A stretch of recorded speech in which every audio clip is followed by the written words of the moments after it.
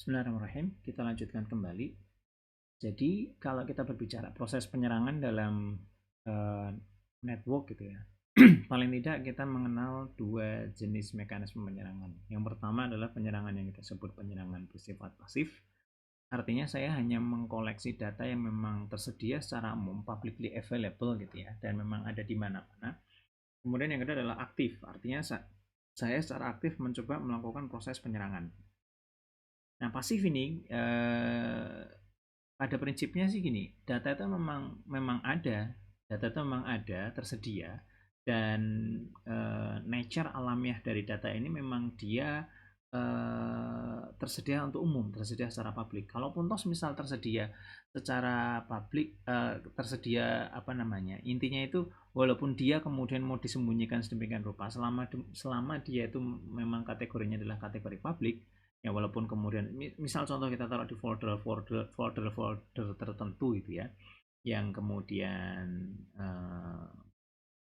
mencoba mengamankan lah kira-kira selama dia memang available publicly ya dia akan tetap bisa diakses. Nah, ada seperti eavesdropping gitu ya, nguping gitu ya, nguping pembicaraan seseorang. Artinya dalam proses lalu lintas traffic data over the internet ada proses nguping yang terjadi gitu ya. Misal ketika ada transmisi wireless gitu ya, transmisi wireless menggunakan wifi, bisa jadi kemudian dilakukan proses eavesdropping oleh orang lain. Kenapa ya? Dia sama-sama menggunakan medium, shared medium yang kita sebut dengan nama radio ya.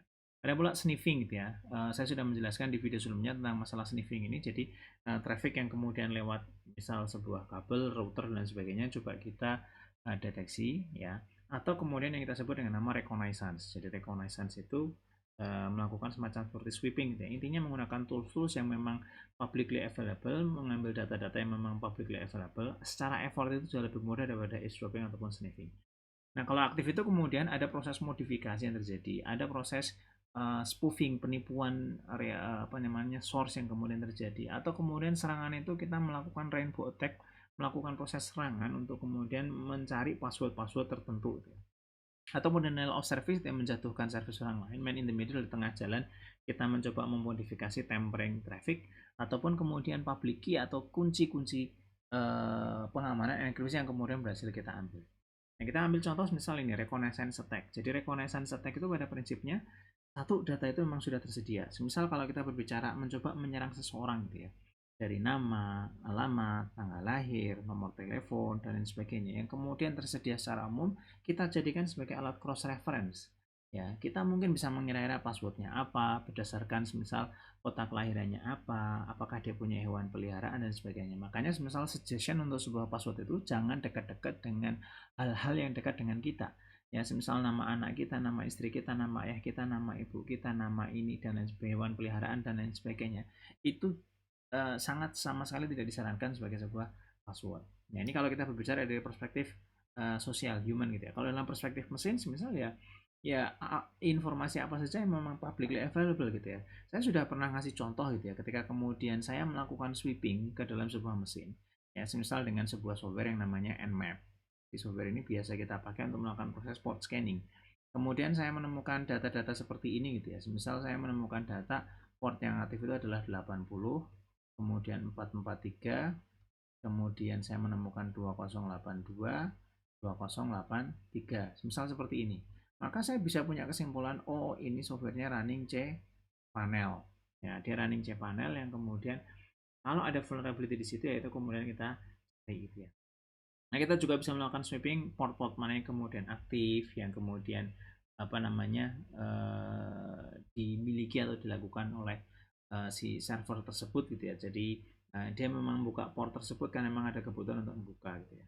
Atau kemudian kita lakukan vulnerability scanner gitu ya. Jadi kalau saya misal punya sebuah website menggunakan basis katakanlah WordPress gitu ya. Ternyata ada beberapa website yang masih menggunakan WordPress yang lama. Nah, itu bisa juga kemudian vulnerable atau kemudian menggunakan beragam exploitation tools ya, atau tools-tools yang digunakan untuk mengeksploit kelemahan-kelemahan yang ada di apa namanya target yang kemudian dituju tadi ya. Nah, itu tadi yang pasif ya. Kalau kemudian yang aktif itu contohnya semisal access attack ini gitu ya. Jadi hacker itu melakukan access attack karena ada beberapa kepentingan, semisal retrieving data, ya mengambil data, gaining access, mendapatkan akses, Kemudian escalating access privilege mengeskalasikan privilege ataupun hak-hak akses yang kemudian ada di sana. Itu juga perlu menjadi catatan, menjadi perhatian penting bagi organisasi ketika kemudian mereka mengamankan data. Jadi pada saat saya punya data-data, sejauh mana sih kemudian saya harus mengamankan data tersebut gitu ya. Jadi misal ketika sebuah website itu kebobolan, ya, kemudian didapatkan username dan kemudian password. Walaupun passwordnya itu dalam bentuk hashing, passwordnya itu kemudian dienkripsikan sedemikian rupa, tapi bagi seorang hacker itu mungkin password itu hanya sebagian kecil. Tapi data-data semisal tadi tanggal lahir, alamat dan sebagainya yang tersedia di database itu, ya, sebagaimana kejadian di beberapa website commerce gitu ya, ketika kemudian data-data plain itu didapatkan, itu bisa dimanfaatkan oleh hacker untuk kepentingan yang lain tadi, untuk melakukan reconnaissance attack semisal, atau nyoba-nyoba semisal ini nomor HP-nya sekian, saya tak nyoba semisal ambil alih WhatsApp-nya dan lain sebagainya. Itu sangat mungkin sekali terjadi gitu ya. Ataupun kemudian gaining access itu ya, jadi dia mungkin punya privilege tertentu untuk mengakses sebuah sistem dalam perusahaannya, dalam organisasinya. Nah, kita bisa coba serang dengan menggunakan hal tersebut, atau mengeskalasikan akses privilege yang tadinya di level yang rendah kemudian sekarang ada di level yang tinggi. Ya, ini beberapa contoh diantaranya ya. Jadi semisal ada password attacks ya, jadi password attack ini biasanya memang berawal dari yang namanya dictionary attack ya. Jadi dictionary attack itu kita punya database password-password yang biasanya sudah di-hash gitu ya. Misal yang paling populer zaman dulu itu ada hash namanya hashing, itu adalah MD5. Ini yang paling populer sendiri zaman dulu gitu ya. Beberapa website masih memanfaatkan ini, tapi kalau website modern sudah sama sekali tidak direkomendasikan. Saking banyaknya di dictionary itu pasangan antara password dengan hashing. Jadi kalau kita menggunakan hashing itu kan orang mengatakan itu sebagai one way encryption alias tidak bisa di decrypt lagi. Jadi kalau kalau kita punya plain text ya, kena fungsi hash seperti ini ya, jadi kena fungsi hash seperti ini, katakanlah saya punya cipher, cipher ini sudah nggak bisa di decipher ya, no decipher, nggak mungkin kemudian kita kembalikan lagi seperti semula. Tapi yang bisa kita lakukan biasanya dengan menggunakan hashing itu adalah comparing. Jadi kalau ada user masukin password, kita hash, kemudian kita bandingkan dengan hash yang kita miliki di database kita. Nah, ini bisa dilakukan ya, ini bisa dilakukan. Nah, dictionary attack itu pada prinsipnya adalah karena kita sudah punya data ya, kita punya data dari si hashing tadi, kita bisa mengira-ngira passwordnya kira-kira apa. Atau kemudian yang kedua, jenis berikutnya itu adalah trust exploitations. Jadi kalau zaman dahulu itu yang namanya network itu seperti ini. Ini adalah trusted karena dia di belakang dari router, di belakang dari yang namanya firewall. Ya, jadi di sini ada firewall, di sini ada router, ini adalah trusted. Nah, karena ini trusted, ketika kemudian ada serangan dari luar, ya, kemudian dia mencoba menyerang komputer lain yang ada di sini, ya, saya bisa kemudian menyerangnya via, ini saya tulis saja A, kemudian yang bawah ini saya tulis misal B. Ketika kemudian dari luar ini hendak menyerang B, yang dia lakukan itu adalah dia mengakses lewat A terlebih dahulu, dari A kemudian dilakukan proses serangan ke B. Nah, ini namanya mengeksploitasi yang namanya trust ya. Jadi trust itu kemudian bisa kita eksploitasi dengan hal tersebut ya. Kemudian berikutnya adalah yang kita sebut dengan nama port redirections. Ya, ini mirip seperti trust exploitation tadi, cuman berbasis pada port. Jadi misal saya adalah seorang bad guy di sini ya. Ini adalah bad guy. Kemudian yang saya lakukan adalah saya mengakses, misal ini adalah SSH ke port nomor 3232, misal seperti ini, sebuah komputer. Nah, SSH 3232 ini sebenarnya melakukan SSH ke port nomor 22 komputer yang ada di sini. Nah, ini redirect. Ya. Jadi misal di sini adalah komputer A, targetnya adalah komputer B. Ini bisa kita lakukan juga dengan port redirections. Atau kemudian semisal kita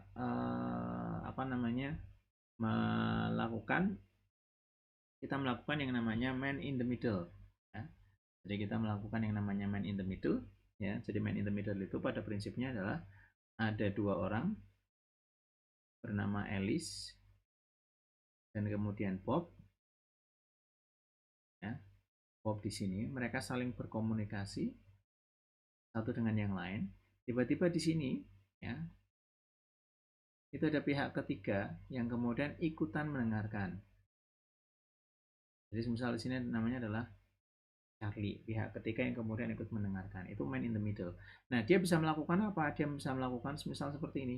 Jadi traffic itu instead of langsung ke sana, ini ke sini dulu, baru kemudian di sini. Ya, kita lakukan misal proses tempering. Ya, pura-pura data kemudian yang lewat. Ini biasanya sebenarnya banyak dilakukan di korporasi gitu ya. Jadi ketika korporasi itu pengen tahu staffnya itu sebenarnya buka website apa saja, maka yang dilakukan itu adalah di tengah jalan si sertifikatnya itu di replace oleh sertifikat dari si company tadi. Ya, sehingga pada saat ada traffic dari internet, ya, jadi normalnya itu ketika ada browser seperti ini mengakses internet, ya, ini sebuah router, kemudian mengakses internet, ya. Kemudian di sini ada sebuah server, maka proses koneksinya itu adalah direct dari sini ke sini. Itu bisa dilakukan. Nah, terkadang korporasi itu di bagian border sini, di router sini itu, dia melakukan dekripsi. Dengan cara apa dekripsi itu dilakukan? Dengan cara mengganti replacing certificate. Jadi kalau kita bicara HTTPS misal, HTTPS itu adalah hubungannya antara A dengan B secara langsung. Ya, ini yang disebut dengan nama end-to-end connectivity misal. Ini seperti itu yang terjadi. Nah, yang dilakukan itu di tengah jalan sini, saya perkenalkan A aksen. Jadi B itu berkomunikasi dengan A aksen sebelum ke A. Biasanya korporasi itu bisa menginjek sertifikat baru yang kemudian mereka miliki instead of kemudian sertifikat yang dimiliki oleh B. Itu sangat mungkin sekali dilakukan. Oke. Okay? Kemudian berikutnya ada pula buffer overflow ya. Jadi buffer itu adalah mekanisme untuk apa namanya? Ya, cadangan memori yang kemudian biasanya dipakai oleh operating system, tapi kemudian kita overflow dengan menambahkan data yang sekian banyak.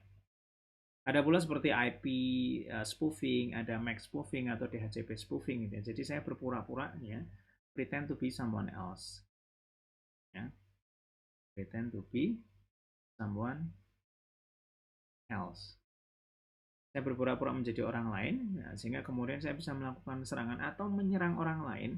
Uh, Kayak kalau dalam guyonan itu, misal ada orang A, ya, kalau saya nonton film Home Alone zaman dulu itu, ya ini ada semisal seseorang gitu ya, kemudian dulu ada Home Alone itu ada seorang perempuan, kemudian di sini ada penjahat, saya sebut saja A, kemudian ada penjahat kedua, saya sebut saja B, dan di tengah-tengahnya ada si Kevin. Ya, kalau Kevin kemudian mukul si perempuan ini dengan ekspektasi harapan si perempuan ini akan tengok balik, yang dilihat ternyata adalah A dan B. A dan B ini nggak ngerti apa-apa, kemudian dipukul, ya, dipukul oleh si perempuan ini tadi. Nah, artinya si Kevin ini melakukan yang namanya spoofing, ya, melakukan yang namanya spoofing. Dan ini adalah lazim jamak terjadi. Ya. Nah, akses attack yang kemudian paling rawan sebenarnya adalah aspek kelemahan manusia itu sendiri, yang kita sebut dengan nama social engineering. Jadi social engineering itu mengeksploitasi kelemahan bukan dari sisi apa namanya sistem, tapi kemudian kelemahan dari sisi manusia. Dan ini mau sistemnya secanggih apapun, selama kemudian kita bisa menghajar siapa namanya manusianya, ya ini bisa saja tetap kemudian sistem itu bisa jadi jebol. Makanya sekarang itu kita tidak boleh percaya kepada seluruh pengguna infrastruktur kita, termasuk user-user kita sendiri. Kita harus kemudian menjaga. Kenapa? Belum tentu kemudian mereka punya niatan untuk menyerang, belum tentu. Tapi yang terjadi adalah komputer mereka itu bermasalah. Jadi mereka mungkin dipercaya, tapi komputernya yang tidak bisa dipercaya.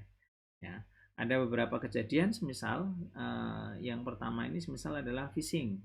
Jadi kalau kita lihat, misalnya yang pertama adalah phishing, ini adalah biasanya contohnya scam email, ya, dan lain sebagainya, berpura-pura menjadi Prince Nigeria, ya, ataupun kemudian spam, ya.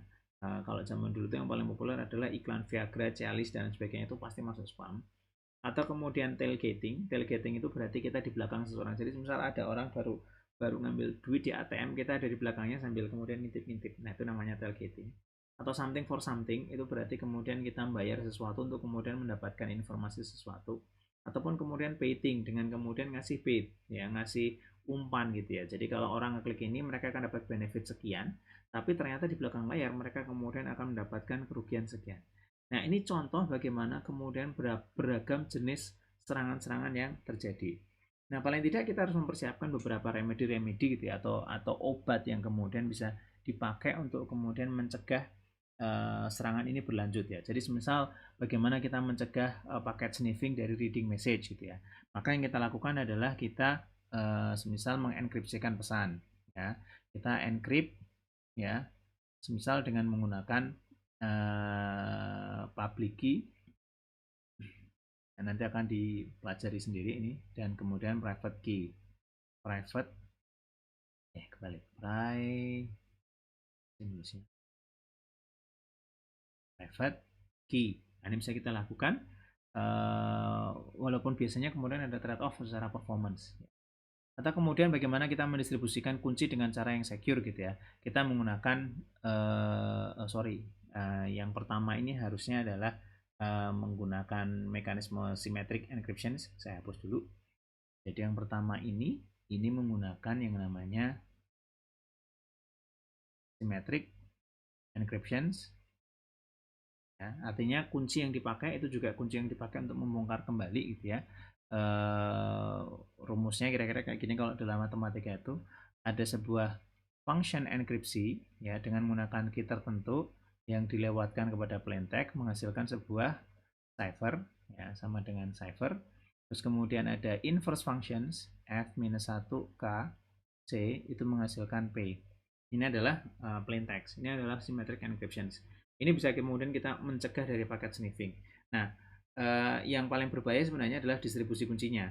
Ya, karena kuncinya harus fix, harus kemudian jelas, dan ini distribusikan over the internet.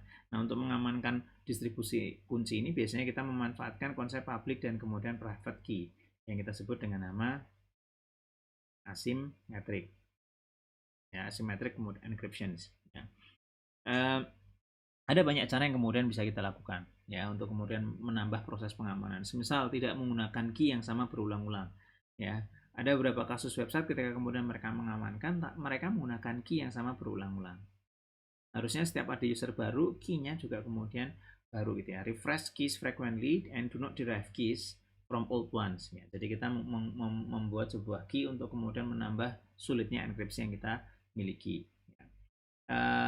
Kemudian yang berikutnya adalah mencegah retransmission message ya. Kita buat misal sequence number dengan kemudian paket ini harusnya urutannya 1, 2, 3, tidak boleh kemudian paket itu ada yang double-double semisal. Kalau double-double berarti ada retransmission yang atau kemudian ada tampering, ada perubahan message ya. Kita juga bisa melihat apakah kemudian is there any tampering ya. Is there any tampering? Nah, ini bisa kita cek dengan menggunakan yang namanya message digest ya, dengan menggunakan hashing atau kemudian one way functions. Jadi semisal saya punya sebuah, tadi saya sudah cerita berulang-ulang di beberapa video yang lain, saya punya sebuah fungsi hash seperti ini. Maka kalau saya punya satu karakter, misal kita pakai MD5 itu ya akan menghasilkan 32 hash, byte 32 byte hash. Saya punya 1 juta karakter, itu juga akan menghasilkan 32 bytes hash.